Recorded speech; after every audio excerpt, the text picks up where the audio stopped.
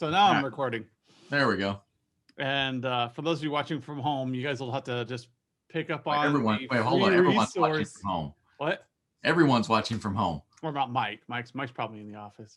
Uh, But there's a free resource available for PD.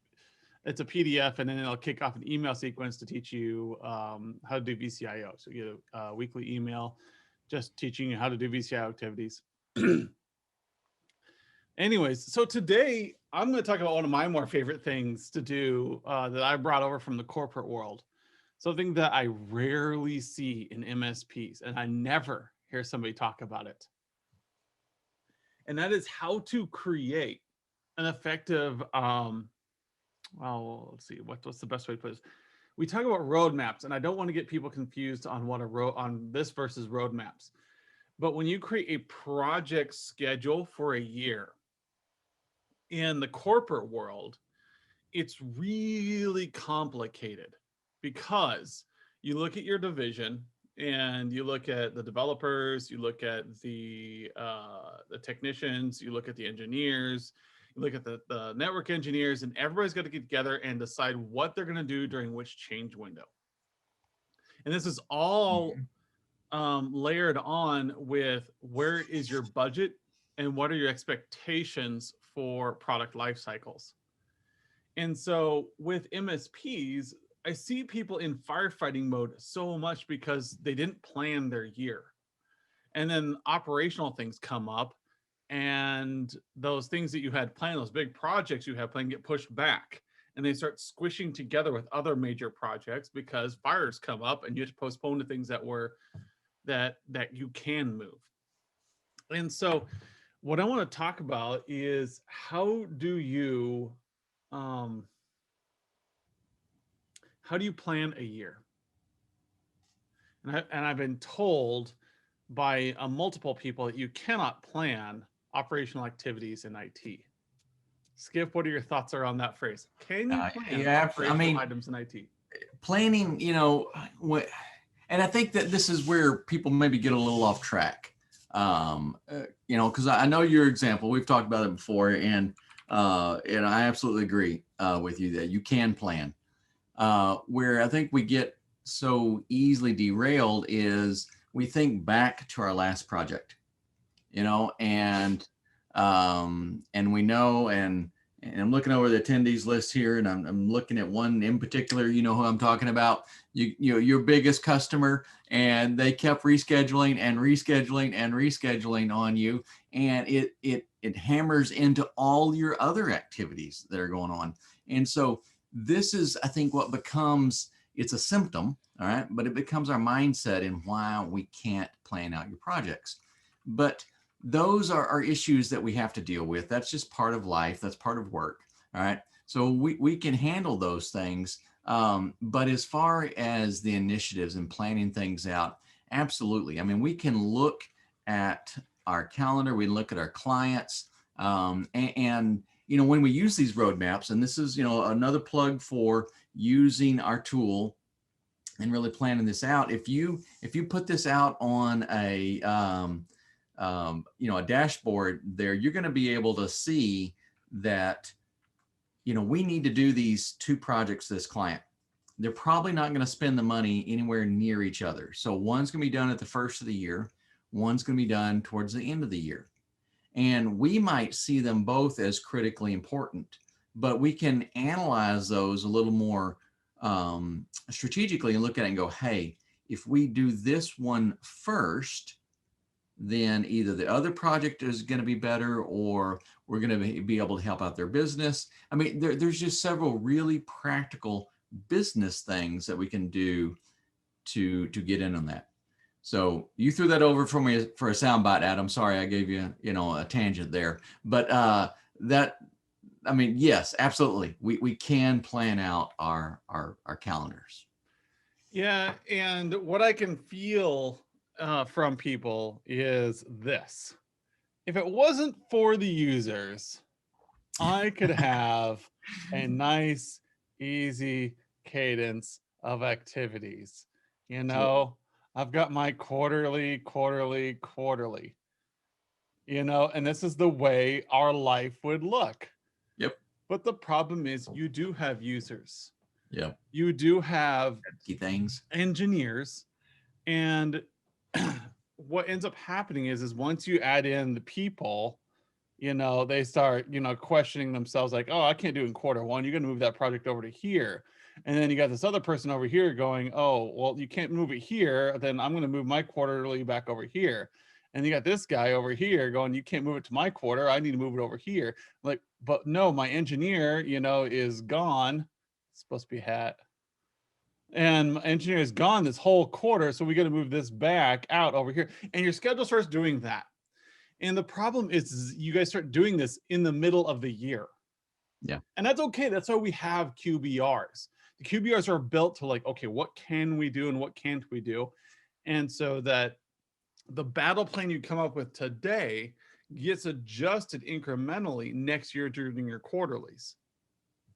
And so instead of like moving back and forth between quarters, you may be jumping things back around here and inside your quarter. And that's okay.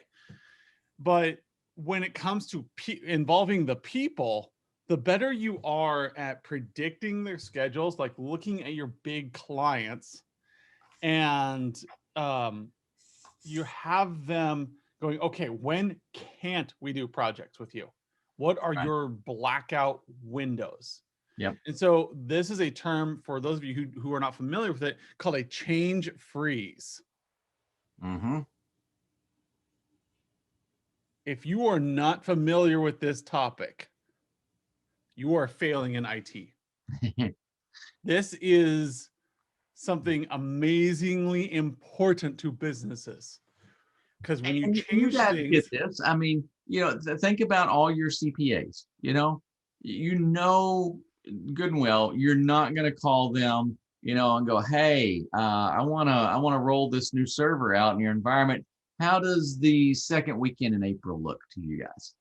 That's just, I mean, those happen. So, you may be already doing this, but do you have a process to really go through? I mean, I don't want to formalize it, but are you being methodical about asking your clients, what is the change freeze window that we need to put on our big roadmap for you guys? Yeah. So when you're balancing out and you're doing this annual playbook, I keep trying to pull this up and I keep getting distracted. When you're balancing out your annual playbook, a lot of times we just think about one customer. One customer is complicated enough. But then at this point every year, you got to step back and you got to do this with every customer you have. Yeah.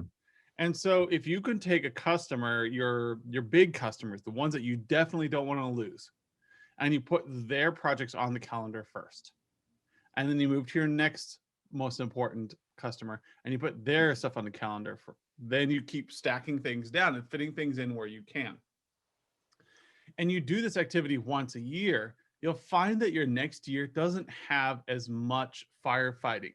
And it's because of that effect that I talked about earlier, where you've got your annual plan coming along here. And what you're doing, if you do not schedule, the whole year out via the road mapping tool we have, you end up with the pile up front. And many of you have heard me talk about the pile. And the pile is that thing that never goes away until you die or you switch jobs. Yep. And it's just this heap of things that you have to do. It's your never-ending to-do list that keeps going on. But if you divide the pile up into segments in each quarter, then it's not so bad. Now, okay, I can get that done. And you know what? I might actually get done with my whole pile this quarter. And if I can get done with my pile this quarter, I can maybe work on some of the projects. Maybe I can work on some of the things that I wanted to work on. And then when operational items come up, like firewall fails, server fails, it's okay because I have breathing room. And so what happens right now is that we keep moving a pile over, and then we move the pile over, and we move the pile over. So we start off our year all just thinking, oh yeah, it's gonna be great. But then we move into next year and we start off with a heap, and then we make four new piles throughout the next year. Yep. And you want to avoid the large pile, because that's what causes employees to quit. That gives Yeah, them that it does. hopeless feel. And it Mhm. also disappoints clients because some of your best engineers, the ones who know they can solve problems, are the ones who are going to take on most of this pile. Like, I can get this done. I can get this done. I just need more time. I need more time. And they'll burn themselves out. And so what you want to do is you want to make this predictable. So this time every year, as you heard me say it earlier, is stack things together. So the first thing you have to do, oop, my pen back here, is your personnel. Where are your resources? What's your resource availability? So let's say you're a small shop. So you've got like 3 people, right? Ask your people, when do you want to take vacation? And this, if you've been in a corporate environment, this happens every year, especially if you've got on-call employees. The first thing they do is they say, everybody submit when you would like to take vacation next year. And so people argue about who gets Thanksgiving, who gets Christmas. You know, Sally wants to take off 4th of July with her family. Bob wants to take off, you know, Christmas every year. And so you argue and you figure that one out. So you got your resources all planned out. Everybody's submitted their requests. It's just a request at this point. Then you look at your big clients in order.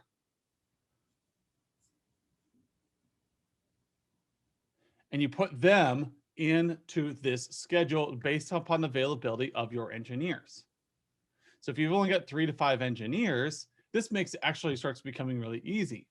So you ask your big clients like, hey, we need to do that firewall upgrade next year.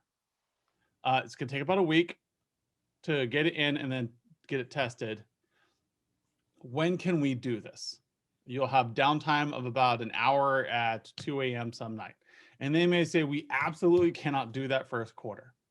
Or they may say, in the summer, we're a school. If you can get done in the summer, it'll make us a lot happier. And so you start scheduling that in. You say, oh, I've got availability in summer. Sally can't do it because she's gone in July, but she doesn't do networking. She's service desk. Bob does networking. Bob's available all summer. And so you fit that in and you move down your client list of projects, your major projects, until you've got your entire year filled out. And then you get down here and you do one more cycle back up to your resources and you say, okay, here is where we have contentions. And you all discuss again, can we do things during these months? And this really, I mean, you know, I looked at this and, you know, I remember being in my corporate days as well. You know, we'd come up and someone would say, hey, you know, when are we going to do this project?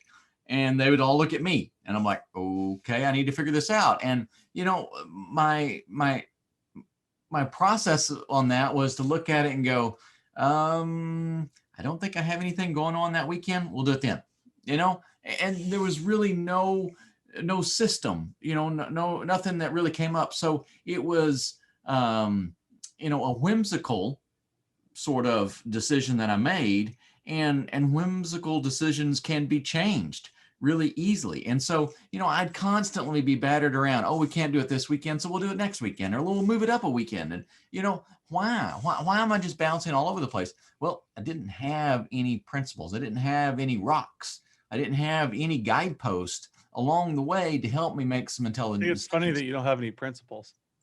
Is that what I said? Okay. Thanks for calling me out on that one. We're going to have to stick that in the next evaluation. Let's see. What was that? I didn't have any specifics. Maybe that's what I was trying to get out to, you know?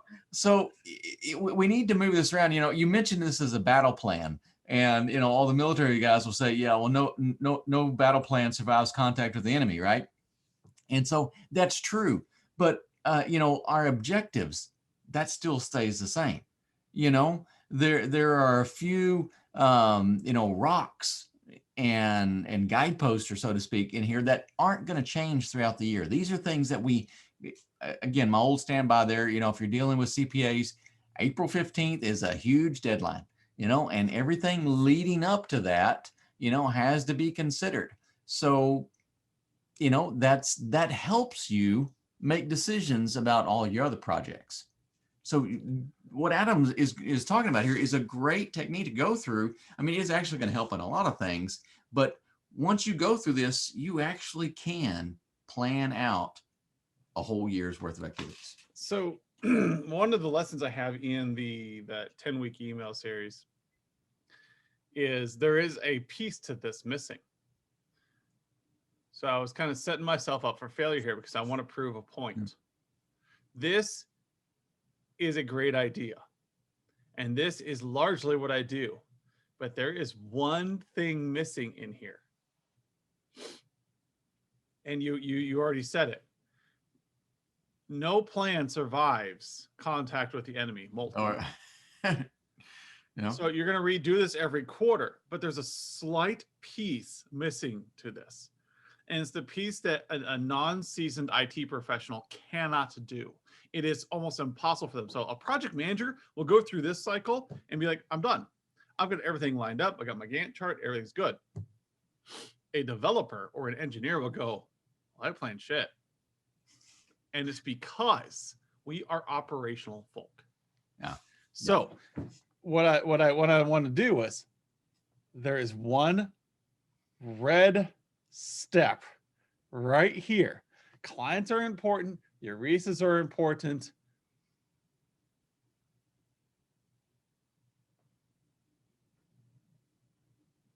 You have to plan for, if you're a programmer, no ops, your downtime. Yeah. So within your planning, so you got your projects in there, you got your resources in there. You can decide if you want to plan your downtime. If you're a more operational firm, you may want to plan your downtime before you plan your client projects.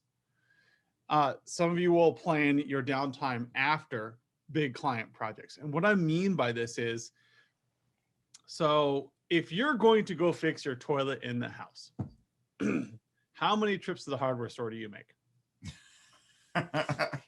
It's always going to be at least one. 3. 3, okay. That's my rule. All right. And if you're planning a project, it's always going to take triple the amount of time. Or you can use an 80-20 rule if you want. Yeah. And so for me, I will always end up going to Menards 3 times. It doesn't matter how many times I fix the toilet. Something's going to happen. A washer is going to be missing. There's going to be water everywhere. And I'm going to need to go find something to get rid of all the damp. And something's going to happen. And so there's 3 times to the store. And so whenever I say, hey, I'm going to fix this toilet, you look at it and it's going to take me about 20 minutes. Okay, it's actually going to take me an hour to hour and a half by the time I run to the store several times. Yep. Now, with your projects, you have to apply that same rule, that kind of like that 3 times rule. But you also need to say, after this project, I need 3 weeks. What happens during those 3 weeks? That 3 weeks is when you're doing your operational items. That's when you're letting fires happen. You don't get to choose when fires happen though. So if you have like a major project with a client and you have a buffer of the same amount of time, or using that 3 rule. So firewall install happens in the middle here, and you've got a week before and a week after buffer. So instead of it just being that 1 week with the client, you're planning out 3 weeks. If a fire happens during this week, you can move it back over here. Or if you get ahead of schedule, you can move the firewall install up. And you can squeeze and move your project around to fit the downtime that you have planned. You're planning for failure. You're planning for some kind of shit to hit the fan this quarter, but you have that breathing room. If you stack up all your projects like dominoes, and you drop another domino in between 2 of them, it's just going to mess your whole year up. Yep. So during your QBRs, you're going through this cycle again with your clients, and you're asking them, when can we do things like, well, we had that big fire come up. Well, let's push that firewall install out a week. We built that in. Yep. Now this is going to move a bunch of other things around. So you might overlap some buffers here, and that's okay. You build in the buffer. So when I say downtime, I really mean buffer, or I'm meaning planning for failure. Yeah. Operations windows, there's a lot of things we can call this. And when you put that, in some, so pick, create a a vernacular here. I oddly enough come up with too big of terms for it. Create a, a dictionary, or something with your clients and say, hey, I've got an operational window here that I can't move. All right. So that's why I can't schedule your project here, but we can do it, 3 days later. My operational window will be over then. I won't bleed into it, and we can do that. And what's going to happen with your clients? They're going to look at that and go, one, they're going to go, hey, you didn't do the project when I wanted you to do it. Okay. But that's going to wear off pretty quick when they look at it and go, this guy's really got a plan. I mean, they're really working through this, and they'll realize, hey, they're not the only customer. And so, they balance all this out, and not only is it helping you, it's helping you look more professional. Your clients realize that you're going through a process. It's not like those I was talking about earlier, those whimsical decisions of, oh, we'll just do it here, or we'll just change it and do it here. I mean, no one wants to live their life whimsical like that, being yanked around. So planning these out, even planning the unplanned time, if you want to call it that, will dramatically change the overall experience. Yeah. It's just a buffer. So, you get stressed, like to relate to the back to the home project. Like I'm fixing my toilet and I know I'm starting this at 1 o'clock, and at 2 o'clock, I got to take my kid to a birthday party.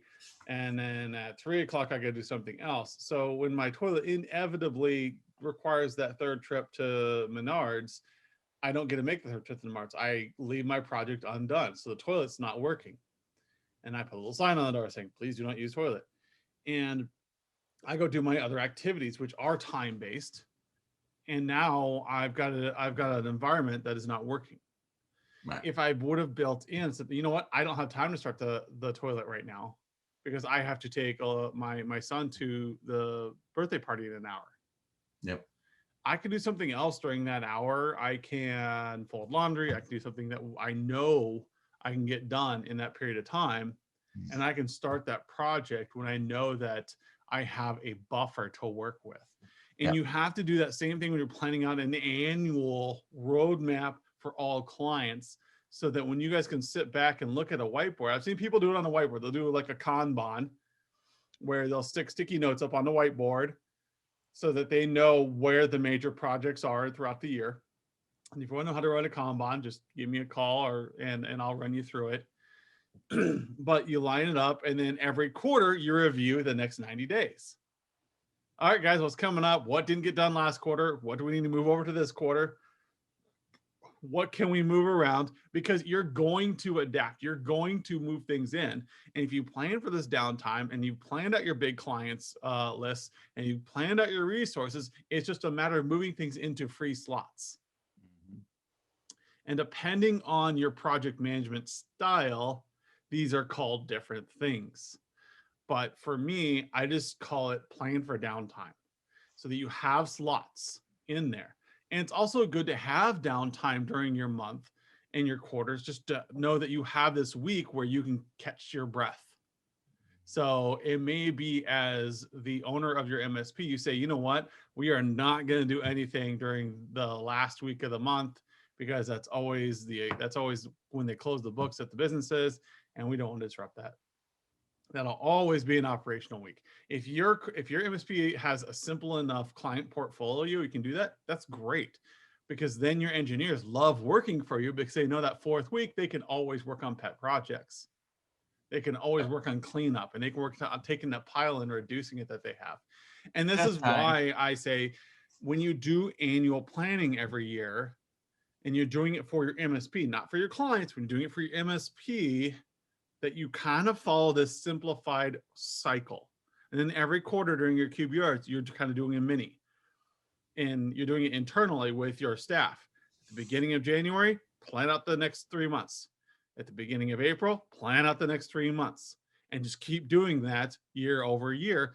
And you'll constantly find yourself in a much more relaxed state that's sustainable.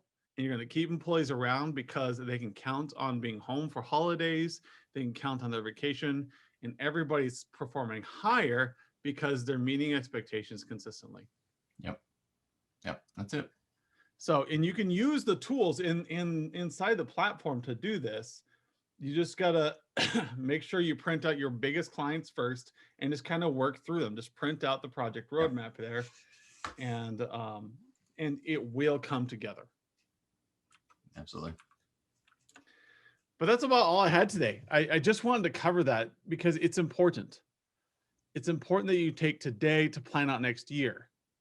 And then you will start earning more money because you're not firefighting. Firefighting causes you to lose money. It's inefficient. You still have to do it. But jumping from fire to fire to fire to fire ends up making a project last way longer than it could. It does. It does. And if you can get on top of this, if you can get on top of this planning part, you won't have to hire as many people.